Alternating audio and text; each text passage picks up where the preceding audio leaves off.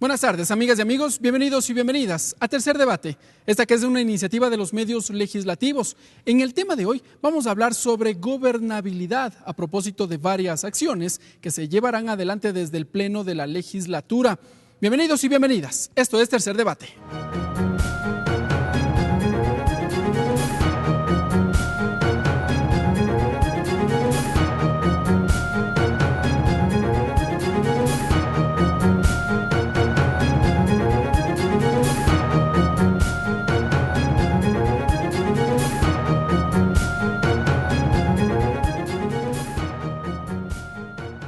Y para conversar sobre este tema ya nos acompaña la asambleísta María José Carrión. Ella es legisladora por la provincia de Pichincha por el movimiento Alianza País, presidenta de la Comisión de Fiscalización y Control Político e integrante de la Comisión del Derecho a la Salud. Y también ya nos acompaña el asambleísta Esteban Bernal. Él es legislador por la provincia de La Suay por el movimiento CREO e integrante de la Comisión de Biodiversidad y Recursos Naturales.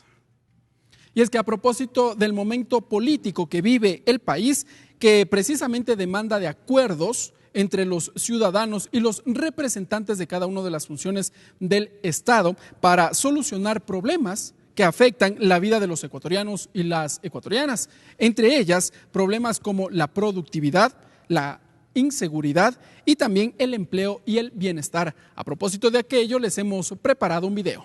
En la búsqueda de aunar esfuerzos frente al momento político que atraviesa el país, la Asamblea Nacional impulsa el Acuerdo por la Gobernabilidad, un espacio que convocará actores de gobierno, GAD y la sociedad civil, con el fin de discutir sobre los ejes de la agenda legislativa y elementos claves para la reinstitucionalización del país. Esta iniciativa contemplará 3 ejes de trabajo ligados al Plan Nacional de Desarrollo Toda una Vida 2017-2021. Economía y producción, economía al servicio de la sociedad. Seguridad y desarrollo, más sociedad, mejor Estado. Sociedad y democracia, derechos para todos durante toda la vida. Para lo cual se conformarán 6 mesas de trabajo. Presentación del estado de situación con base en los insumos remitidos por los participantes. Comentarios y conclusiones sobre el estado de situación. Presentación de propuestas. Sistematización y priorización de propuestas. Definición de compromisos de los actores en relación a las propuestas priorizadas, firma de un acto por mesa con los resultados y cierre. Cada mesa de trabajo llega a acuerdos que se registrarán en un documento. Luego la Comisión Política recoge los acuerdos para finalmente generar el Gran Acuerdo Nacional por la Gobernabilidad. De esta forma, se generará el fortalecimiento del trabajo legislativo, construido desde el aporte de actores, colectivos e instituciones sociales, económicas y políticas. Mariela Logroño, TVL Noticias.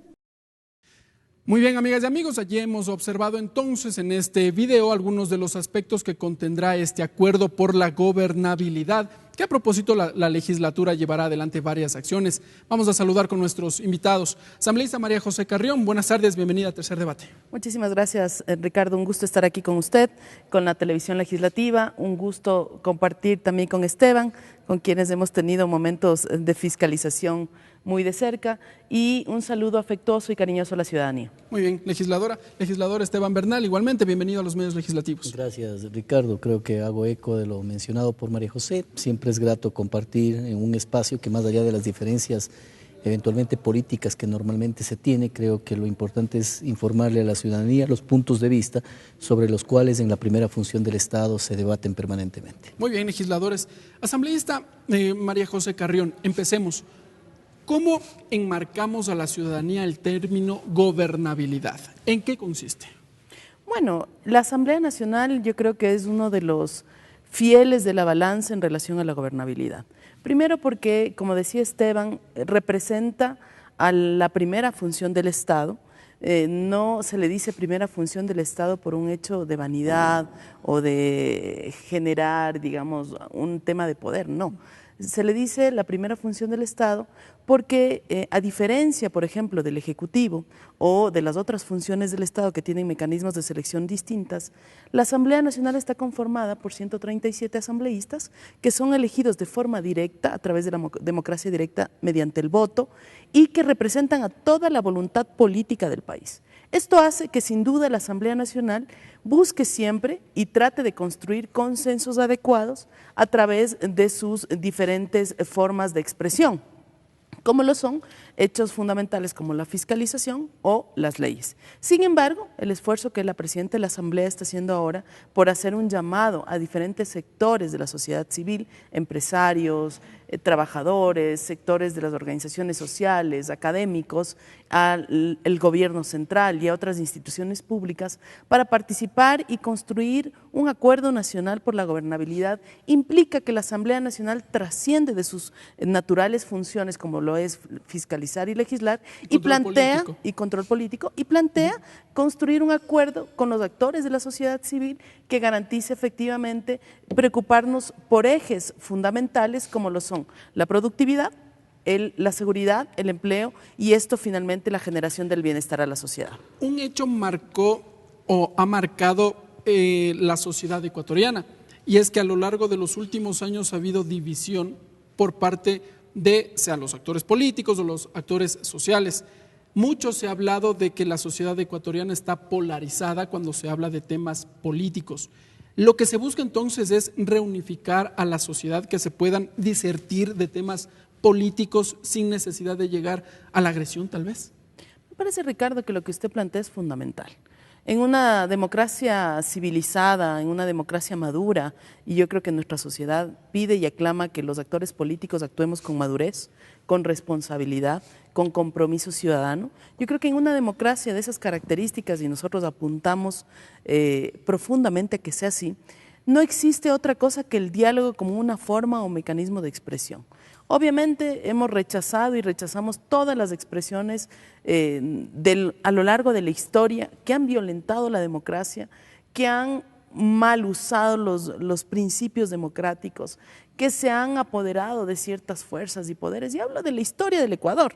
Desde el regreso a la democracia, creo que hemos vivido… Desde los años 80. Desde los años, claro, finales del 70, inicios de los 80, hemos vivido una historia bastante caótica en el Ecuador. Sin embargo, yo creo que tanto Esteban como las diferentes, en representación de distintas bancadas, sin duda alguna con posiciones ideológicas, posiblemente ciertos temas encontradas, pero creo que tenemos una gran responsabilidad. No podemos ni ir al país del caos, ni al país de estas movilizaciones o como han llamado ciertos actores políticos a tomarse las instituciones del Estado.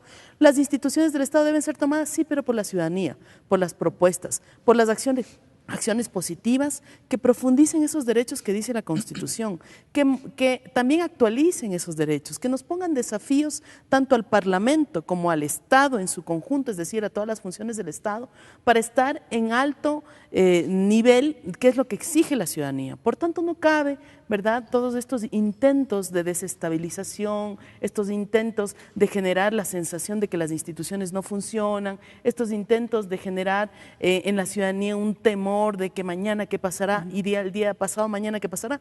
Creo que el llamado que hace la Presidenta de la Asamblea, Elizabeth Cabezas, es un llamado importante a la sociedad civil, es un llamado importante a los sectores del empresariado, de la productividad, a los obreros, a los trabajadores, mujeres, hombres, campesinos, indígenas, a construir un acuerdo que permita generar líneas decisorias y que además deberían ser estrictamente mandatorias para los constructores de normas, así como también para las diferentes instituciones del Estado. Vamos con el legislador Esteban Bernal, asambleísta.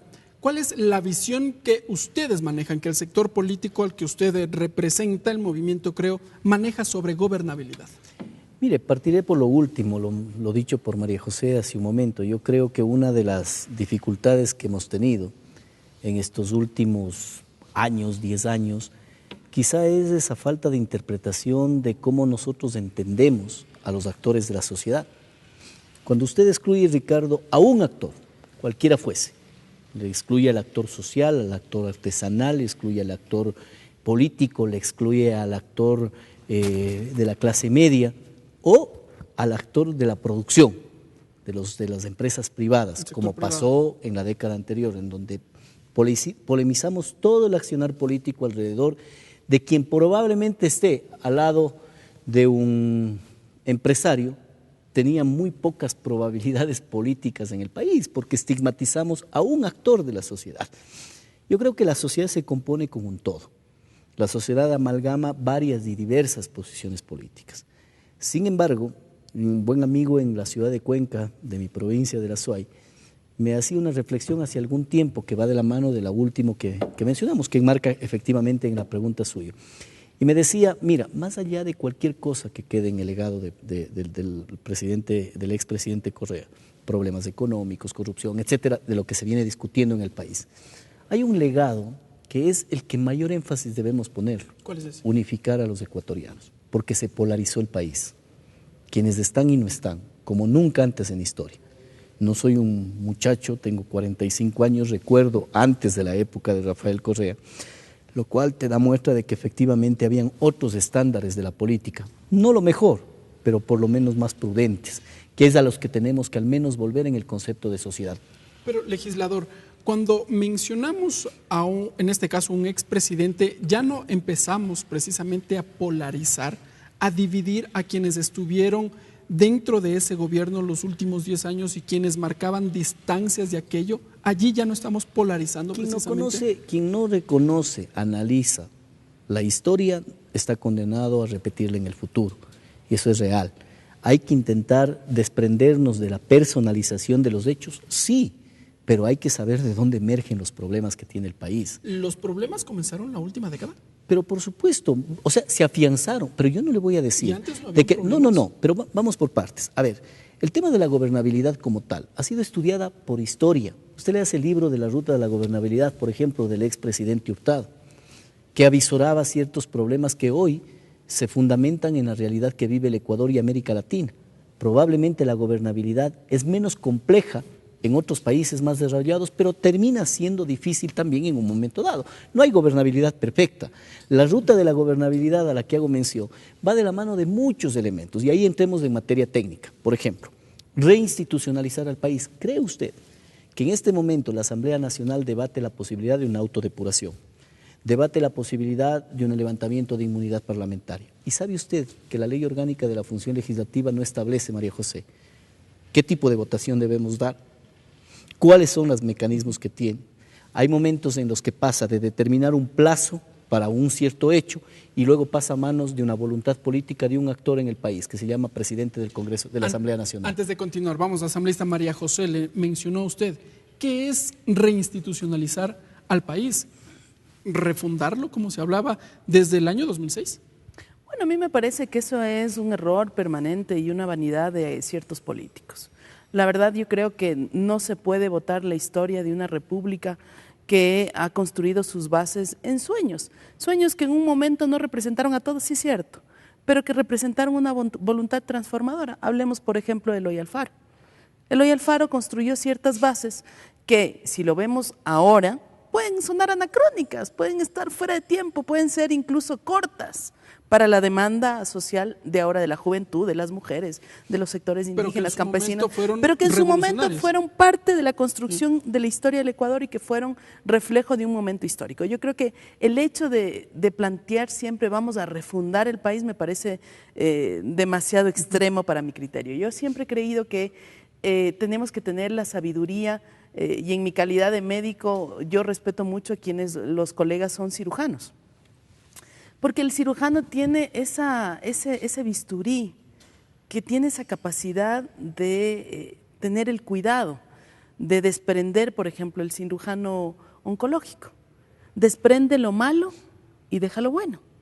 Creo que esa imagen, ¿verdad?, de delicadeza, de cuidado, de mucho respeto también, creo que hay que seguirla construyendo, Esteban y Ricardo. O sea, no podemos votar todo foja cero, porque no todo ha sido malo desde el 79 para acá, ni todo ha sido bueno. Creo que cada época ha tenido su cosa buena, su cosa mala. La inestabilidad política, por ejemplo, creo que ha sido lo peor que nos ha pasado. En la década de Sin los embargo, 90, al menos, por ¿cuántos? supuesto, siete presidentes en una década. Qué bueno que lo digas eso, y créeme que creo, estoy contento que hayas dicho eso, y creo ya te voy a decir mira, por qué. Y creo que somos quienes hemos estado en ciertas responsabilidades, ¿verdad?, quienes debemos asumir, y yo siempre he dicho, no puede haber un político que no sea primero autocrítico y segundo crítico. Es decir, si no comienzas por ti mismo y por lo que se ha hecho desde tu propia gestión, difícilmente vas a poder luego proyectarte, ¿verdad?, a apuntalar hacia qué cosas exige y amerita el país. Creo que cada momento tiene su cosa buena y su cosa mala. Sin duda podemos ir a un análisis más profundo, pero en este momento histórico, en el que estamos muchos actores con muchas responsabilidades, creo que debemos apuntalar hacia aquello que la presidenta ha mandado un mensaje fuerte a todas las organizaciones políticas, a todos los sectores de la sociedad civil de la Asamblea Nacional, desde la Asamblea Nacional, convocando a un pacto por la gobernabilidad. Creo que a nosotros, a todos nos ha horrorizado los hechos de corrupción, sin duda. Creo que a todos nos ha servido ciertas obras, por ejemplo, el Seguro Social en el sur de Quito. Yo soy usuaria de ese hospital tan bonito y tan práctico para la ciudadanía del sur de Quito. En el sector del recreo. En el sector del recreo. Es decir, hay cosas buenas, hay cosas malas. Sin duda alguna hay que erradicar y combatir con fortaleza, con frontalidad, sin que nos tiemble la mano, como siempre he dicho. Muy bien, pero y hay otras cosas que hay que rescatar. Entonces yo creo que en este momento el llamado a la gobernabilidad tiene que ver con un proceso de profunda crítica con lo que estamos haciendo desde la propia legislatura. ¿Los son autocríticos al trabajo que están llevando? Autocríticos deberemos ser al trabajo que estamos llegando, Muy porque, bien, asambleísta. Ricardo, no podemos seguir pensando que las resoluciones que hacemos, por ejemplo, dentro del legislativo, yo soy muy crítica de algunas resoluciones, no resuelven el problema, porque incluso algunas instituciones que han sido llamadas la atención vía resolución no han hecho nada en relación a la resolución. Vamos a detenernos ahí porque entramos en el primer punto. Vamos con su réplica, asambleísta. Pero me parece excelente, te decía María José, tener expresiones como las que tú planteas, porque hace mucho tiempo no habíamos empezado a debatir la gobernabilidad desde esa perspectiva, en las que todos los puntos de vista, primero, sean válidos. Y te digo, porque yo me siento ahí en ese curul, que hoy estamos aquí en la Casa Legislativa, ahí, y desde ese curul que tuve la oportunidad de efectivamente lanzar un discurso en algún momento, que fue un poco un referente para quienes estuvimos al menos atentos a aquello que dije. Y les invité a reflexionar sobre los discursos que en esta otra zona siempre tenemos de quienes fueron parte de la Revolución Ciudadana, en donde en un momento dado le dije, una de las lecciones que me llevo y uno de los compromisos que me llevo es llegar a Cuenca, hablarle a mi madre, invitarle un café y preguntarle cómo hicimos los ecuatorianos para vivir sin agua, sin educación, sin aulas, sin vías, sin nada, antes de la revolución, porque los discursos que aquí se ameritan van contrarios a los que lamentablemente, justo hoy me gustó escucharte a ti. Todo el país ha contribuido por historia, ha habido grandes presidentes, grandes mujeres y hombres que han contribuido a todo lo que hoy vivimos, desde la época de la República. Es decir, todos hemos contribuido, pero eso no es lo que en un momento dado nos han querido vender. Antes de la Revolución Ciudadana no había salud, antes de la Revolución Ciudadana no había vivienda, antes de la Revolución Ciudadana no había vías, y eso ha frustrado y eso genera que hay una ruptura en el proceso de gobernabilidad, porque quien ataque aquello termina siendo malo con la estructura. Y sí rescato lo que decía María José. Solamente un segundo, mire, yo rescato lo que decía María José. Hay que construir, qué buen ejemplo en el tema de lo del bisturí, del cirujano oncológico, que además extrae justamente lo malo. Esa cirugía hay cómo hacerlo, pero siempre y cuando exista voluntad política. La gobernabilidad viene de la mano de dos elementos, que yo sí digo, no es refundar porque también me parece vanidoso y ambicioso, porque el país siempre está fundado y el país está solidificado sobre bases de nuestros próceres. Pero lo han dicho varios políticos a lo largo de los que lo digan años. ellos. Yo me refería a la reinstitucionalización del país, que es distinto. Por ejemplo, las normas jurídicas que nos rigen, que tienen que tener mejoras permanentes para que esa institucionalización se solidifique. No es lo mismo de decir refundar, cuidado, no le confunda por ese lado. Y luego de ello, la voluntad política tiene que llevarnos a que cuando hagamos política no pensemos en el de al lado, sino pensemos en el país. Cuando tengamos visiones conjuntas en esa línea, creo que mejorará el Ecuador. Pero legislador, y allí viene el primer punto, que es sobre el trabajo intersectorial. Entonces hablamos de distintos sectores que empiezan a trabajar entre sí. El Consejo de Participación Ciudadana Transitorio en este momento ha llevado adelante varios procesos, sea de cese en funciones a las autoridades que fueron nombradas, superintendente de bancos, superintendente de información y comunicación, pero también lleva adelante varios procesos de designación de las autoridades. Asambleísta María José Carrión, ¿la legislatura acompaña, mira de cerca este trabajo de designación de las autoridades definitivas? Bueno, la Asamblea Nacional no solo que acompaña, sino que designa también postulantes para distintas autoridades, de acuerdo a lo que establece la Constitución de la República, y en vista de que el propio mandato popular de la última consulta dio esa facultad al Consejo de Participación Ciudadana para cesar en funciones a ciertas autoridades, la Asamblea Nacional debe cumplir cabalmente lo que dice la Constitución. Ahora, no solo la Asamblea debe cumplir en términos de enviar las ternas, o en el caso de los 9 postulantes, sino también del control político. Ojo, hay que recordar que el control político se ejerce a las otras 4 funciones del Estado, a la función electoral, a la función de transparencia, donde está el Consejo de Participación Ciudadana, a la función ejecutiva y a la función judicial. De tal forma que dentro de nuestras competencias también en un momento determinado deberán venir aquí, rendir cuentas este Consejo Transitorio sobre lo actuado, sobre, por supuesto, también la base legal de su actuación, entendiendo que la principal mandamiento, si se quiere, es el mandato popular vía consulta. Yo creo que allí la Asamblea Nacional tiene un gran desafío y creo que en eso coincidimos con Esteban completamente. Necesitamos instituciones sólidas, porque las instituciones son la garantía. ¿Y el Consejo de Participación Transitorio es sólido? Yo creo que las instituciones sólidas son las... Digamos, no creo que un consejo de transición sea necesariamente la representación de la institución. Es decir, el Consejo de Participación Ciudadana es un consejo creado en la Constitución del 2008 por referéndum popular. Y en esa medida es una institución sólida. Los representantes, digamos, en este caso, los representantes han sido y cumplen un rol transitorio. Le hago esta consulta que cesa porque el 19... se planteó, legisladora, la eliminación de este organismo, y lo dijo Julio César Trujillo, presidente del Consejo Transitorio. Bueno, ese es un debate, mire qué interesante, a mí me parece muy saludable que un mismo presidente de un consejo llame a una consulta para eliminar el consejo que preside. Primero, me parece un hecho inédito, me parece además un hecho de desprendimiento de cualquier tipo de vanidad en términos de yo presido una institución y llamo a que la gente se pronuncie si la institución es válida o no. Me parece un hecho que importante. Del país lo compartimos. Valorable, paso, ¿no? Valorable en ese término, pero que abre un debate muy importante. Fíjese, Ricardo, yo estuve en la creación de en la mesa 2 de la Asamblea Constituyente. Estuve en la creación de la función de transparencia y control social. Fíjese, a mí me deja muchas dudas si en realidad ese mecanismo sirvió o no sirvió ya en su aplicación. Porque una de las cosas que más animó a la ciudadanía en la creación de ese Consejo de Participación Ciudadana fue precisamente la participación ciudadana. A mi humilde criterio, no le digo que sea verdad, pero a mi humilde criterio, no veo que haya aumentado la participación ciudadana. Totalmente. Para nada. Vamos. En esa medida, yo creo que el análisis que hace el doctor Trujillo es un análisis muy interesante y que habría que reflexionarlo. Y qué bueno que los propios constituyentes, hay un grupo de asambleístas constituyentes, están defendiendo, ¿verdad?, la institución creada en Montecristi, pero yo creo que hay que reflexionar incluso mucho más allá. Es decir, ¿funciona la institución? ¿No funciona? ¿Existe una institución como la Asamblea Nacional que puede nombrar esas autoridades como se hacía antes? Sí, la Asamblea es la primera función del Estado. ¿Debería ser la Asamblea Nacional o no? Creo que es un debate interesante, quizá para otra oportunidad. Vamos, con su criterio, legislador. Me obligas a no debatir contigo, María José, porque definitivamente comparto lo que dices. Ojalá hubieses dicho esto mucho tiempo atrás, pero plenamente lo que dices, pero plenamente. Y me alegre de manera rotunda, y lo digo al país, hay que saber compartir hechos así. Fíjate la diferencia ideológica que tenemos con María José y cómo públicamente reconozco que digas, lo lanzamos, yo pensé que ibas a defender a ultranza el tema del Consejo de Participación y termina diciendo lo que siempre nosotros advertimos.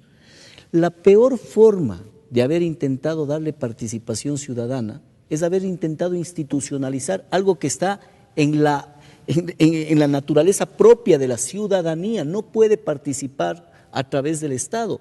El Estado solo puede generar políticas públicas. ¿Cómo debe participar la ciudadanía entonces? Como actores. Fíjense usted, yo he sido un funcionario público en algunas ocasiones en los gobiernos seccionales. Le voy a dar un ejemplo.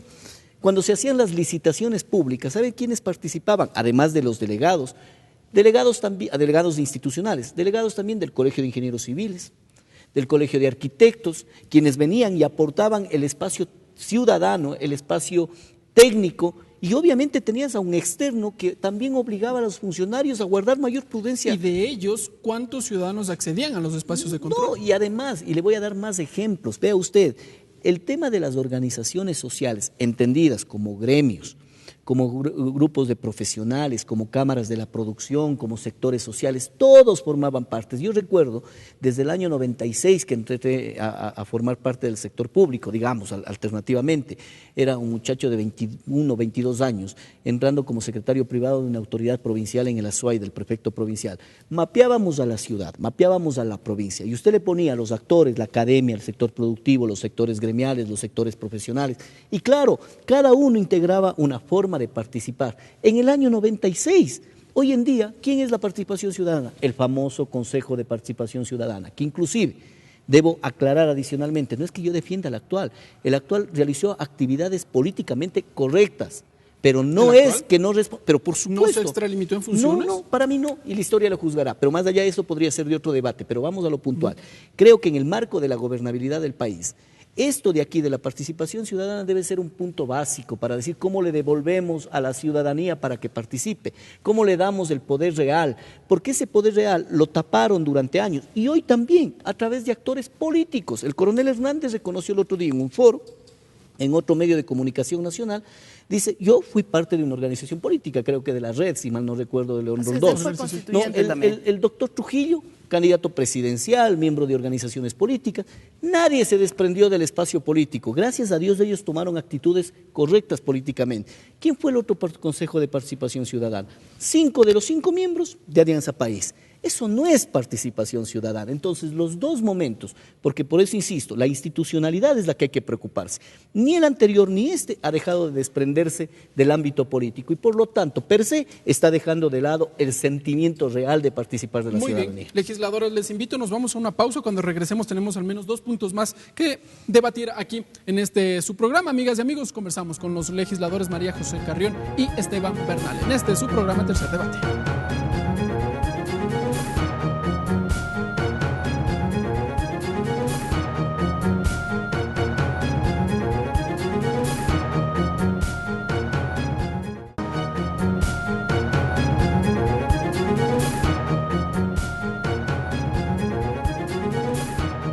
Gracias, amigas y amigos, por continuar con nosotros en su programa Tercer Debate. Hablamos sobre gobernabilidad.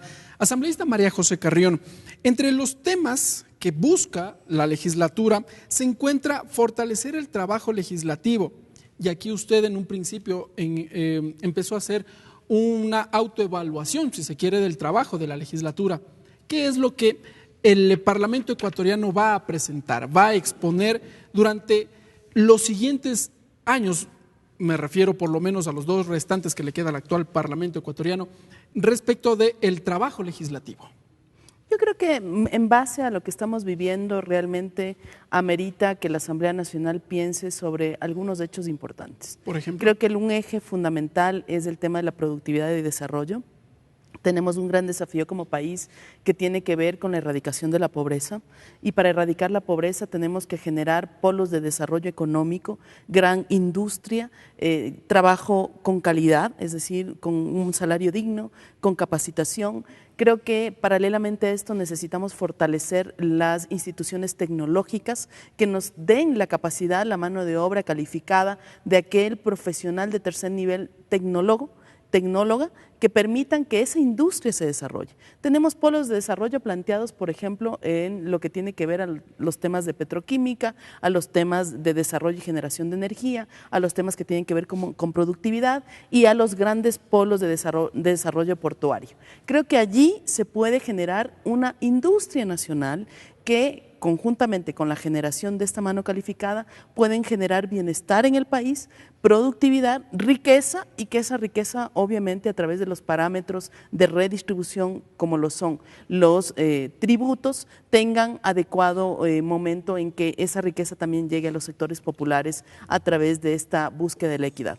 Creo que si logramos un equilibrio entre el desarrollo económico, la productividad y la industrialización que es necesaria en el país, conjuntamente y de la mano con el desarrollo equitativo de los sectores marginados, que siguen siendo lamentablemente los sectores rurales, los sectores indígenas, los sectores negros, que siguen en las estadísticas, ¿verdad?, donde se debe hacer una gran inversión desde el punto de vista educativo, sanitario y de erradicación de temas que nos deben preocupar a todos, como por ejemplo la malnutrición infantil, que sigue siendo un eje de lucha de todo el Estado debería ser para esto.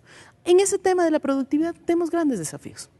Tenemos que el Estado tiene que garantizar mejores condiciones de inversión. Se ha aprobado hace poco una ley que permite que durante algún tiempo los inversionistas extranjeros que vengan tendrán condiciones arancelarias adecuadas, condiciones tributarias adecuadas. Esta ley de fomento productivo tiene cosas muy interesantes. Me parece que falta difusión de la ley en términos internacionales. Ahí la Cancillería y lo que es ProEcuador tiene grandes desafíos, no solo de insertar nuestros productos en el exterior, sino hacerlos que invitan a la inversión extranjera y que esta inversión extranjera, por supuesto, nos apuntale a otro eje que también es importante.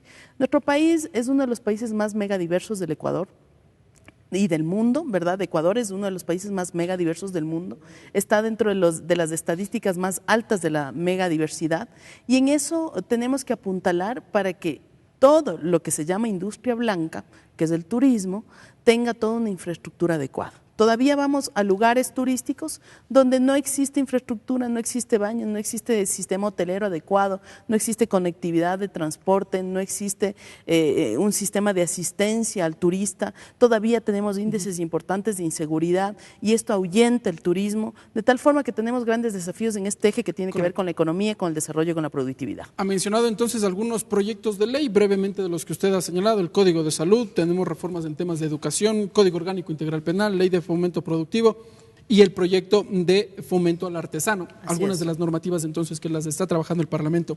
Legislador Esteban Bernal, pero aquí también ya aterrizando en el trabajo que vendrá ahora en la legislatura en los próximos meses, es la programación cuatrianual y la proforma general del Estado. ¿Existe ya una primera discusión respecto de estos documentos que sin duda marcarán el rumbo del Ecuador en el 2019?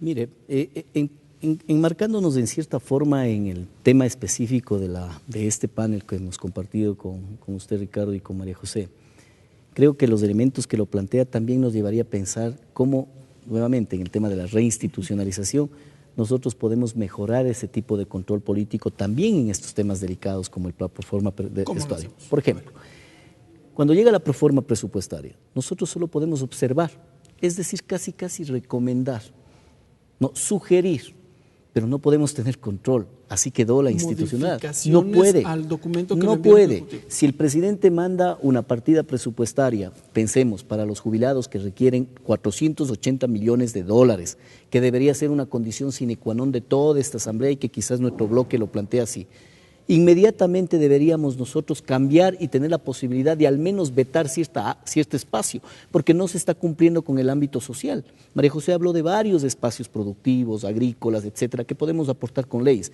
pero en la proforma como tal vienen varios elementos.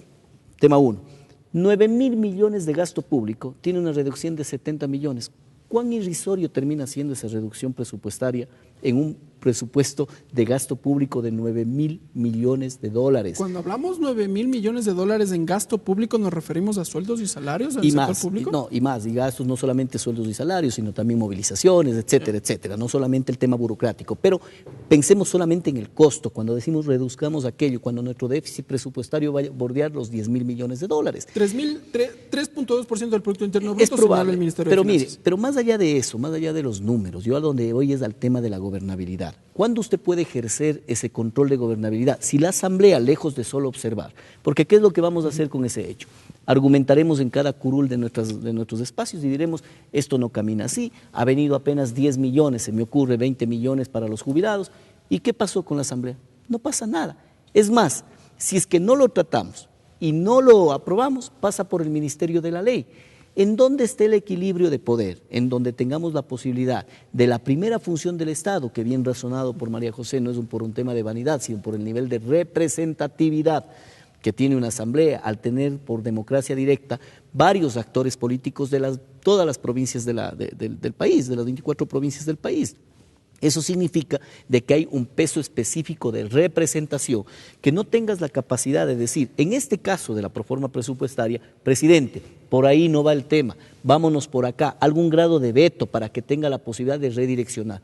Casi es un formalismo que venga por la Asamblea, porque primero viene, solo observamos Y si es que no observamos y no aprobamos, pasa por el Ministerio de la Pero Ley. entonces sugiere usted una modificación constitucional, porque los temas económicos son de iniciativa del Ejecutivo. La iniciativa no la estoy quitando, pero el Código Orgánico Monetario, por ejemplo, el Código de Planificación y Finanzas Públicas, sí pueden ser modificados para que nosotros tengamos capacidad, la Ley Orgánica de la Función Legislativa, para que nosotros podamos mejorar la condición. Y si es que hay que ir por enmiendas constitucionales, pues vamos, Ricardo, no hay que tenerle miedo a esa reinstitucionalización que hablo. Lo que le estoy diciendo es que en este marco de la gobernabilidad que exigimos y que hablamos desde el aspecto de la participación ciudadana, pasamos por la institucionalidad y estamos viendo por las normas jurídicas que rigen al país, llegamos a hechos y elementos que marcan el destino de un país. María José hablaba hace un momento y decía, tema productividad, tema de desarrollo agrícola, sí, perfecto, pero todo eso se engancha con una proforma presupuestaria que es de estricto rigor de potestad presidencial, pero que no tiene la más mínima posibilidad de control político, que sí debería tener, ¿no?, Pero las en una autoridades asamblea. sí la tienen. La Asamblea Nacional sí puede llamar a un control político a las autoridades, al ministro de Finanzas, al secretario nacional de Planificación. Pero sobre incumplimiento de funciones, pero no sobre la elaboración de una proforma, que creo que tiene que existir un equilibrio para tomar en cuenta los grandes derroteros y requerimientos que tiene el país en su conjunto. Y estoy hablando de políticas macro. El tema de los jubilados, vuelvo a reiterar, que es un asunto neurálgico para el país. ¿Cree usted que los asambleístas deberíamos dormir tranquilos luego de aprobar una proforma que no cuente con los recursos necesarios para aquella gente que trabajó toda su vida y está peregrinando para que se le cancele el dinero para sus jubilaciones? En lo personal me parece un poquito exagerado, o pongámosle un poco impropio nada más, el hecho de que en estos tiempos, en los de austeridad, en los de dificultades económicas, sé que el turismo puede aportar, pero hablar de un tren playero de $1.000 millones cuando tienes a jubilados peregrinando día, tarde y noche por $480 millones que son de su derecho, imposible. ¿Qué vamos a hacer la Asamblea? Solo decir no apruebo, en mi caso. ¿No? Pero ahí eso finalmente no pasa nada, porque finalmente pasa por el Ministerio de la Ley. Aunque ya hay un consejero de gobierno que mandó a callar a algunos periodistas que tenían algunas críticas respecto de ese último punto también. Bueno, a mí no me ha mandado a callar porque recibiría su merecido. Bueno, asambleísta María José Carrión, entonces, desde su punto de vista en el tema, todo pasa en el tema actual, por la proforma presupuestaria para el próximo año. ¿Se pueden hacer algunas modificaciones o más bien observaciones? ¿Cuáles serían estas las que plantearían desde su bancada respecto a la proforma para el próximo año? Bueno, yo primero espero que la comisión, que para el efecto tiene 10 días de análisis, intervenga en el tema, que el informe que envíe la comisión al Pleno de la Asamblea Nacional sea socializado, que nos socialicen el texto de la proforma para saber si es que efectivamente, como dice Esteban, está el tema de jubilados o no, está el tema de inversión o no, está el tema X, Y o Z. En mi calidad de presidente de la Comisión de Fiscalización y estando tramitando un juicio político tras otro, es difícil que yo en este momento me pueda dedicar a analizar la proforma. Lo que sí, obviamente, previo al Pleno, el bloque se va a reunir, va a analizar y va a hacer planteamientos que yo creo que hay coincidencias. Es necesario que se atienda al sector de los jubilados, que no se baje la atención al sector social, que se garantice la inversión en los sectores de la pequeña y mediana industria, que se fomente la productividad. Por supuesto, debe haber un énfasis importante en el desarrollo económico, que es la única forma en cual las personas deben salir de la pobreza. Creo que un análisis de la macroeconomía y luego ir aterrizando en temas puntuales nos va a permitir saber por dónde va la línea del presupuesto 2019, tomando en cuenta que hay una proyección cuatrianual del presupuesto general que debe tener más o menos el mismo desarrollo con sus pequeñas variantes. El tema del tren playero no, entiendo que si se da, será por una inversión extranjera, lo cual generará empleo, generará mano de obra, generará riqueza en un momento que se da. No creo que se vaya a coger del presupuesto precisamente para hacer este tema, sino se trata de presentar propuestas novedosas y que en estas propuestas novedosas existe inversión. Y sin duda alguna, grandes países desarrollados, por ejemplo, los países europeos, hacen una gran inversión en el tema turístico y cualquier inversión que vaya encaminado de buena forma, que llame a la inversión extranjera, como esta, que puede ser una inversión importante de 1.000 millones, o otras, como puede ser desarrollo de una serie de proyectos que a mi criterio hay que hacer en temas turísticos, alianzas público-privadas, la llegada de las grandes cadenas hoteleras que garantizan, como en su momento fue una cadena hotelera que está en Esmeraldas, que también tiene en Santa Elena, que no quiero mencionarla, pero que tiene un manejo importante del turismo internacional y que ha permitido dinamizar economías pequeñas como la de Mompiche. Creo que profundamente este tipo de cosas hay que hacerlas. Sin embargo, me parece que mencionar brevemente que la línea del presidente de la República es una línea clara de respeto de los derechos de las personas. Él ha venido pagando una deuda que lamentablemente, tengo que decir, durante los últimos años nunca se pagó a los jubilados. Se ha asumido responsablemente este tema. Pago de pensiones por jubilación. El pago 40%. de pensiones, y no solo 40%. pensiones, sino además el estímulo a la jubilación de los maestros, que era también un tema que estaba represado. Nos hemos reunido en una reiteradas ocasiones, con el ministro de Trabajo, quien ha hecho un trabajo extraordinario, tengo que reconocer, en relación al pago de los jubilados. Hay una comisión de la Asamblea Nacional que también ha dado seguimiento, que está compuesta de las distintas bancadas. ¿Comisión de jubilados? De los jubilados. Creo que ahí hay que ser muy tinosos también. Creo que hay que analizar profundamente, saber hasta dónde podemos estirarnos para que las sábanas nos lleguen, digamos, y que no seamos de ninguna forma también especuladores en cuanto a lo que se puede y no se puede. Sin duda alguna, el presidente de la República ha mandado una propuesta económica al ministro de Finanzas y todo el sector económico. Deberán venir también a explicar, ir a la comisión que para el efecto sea designada y que en los próximos días será un importante debate. Gracias, asambleísta María Muchas José gracias. Carrión. Gracias, asambleísta Esteban Bernal, por estar con nosotros. Gracias, amigas y amigos. Ustedes, entonces, desde donde nos escuchen, desde donde nos miren, sacarán sus conclusiones respecto de esto que también se discute aquí al interior del Pleno de la Legislatura. Nos encontraremos en una próxima edición. Que tengan una buena tarde.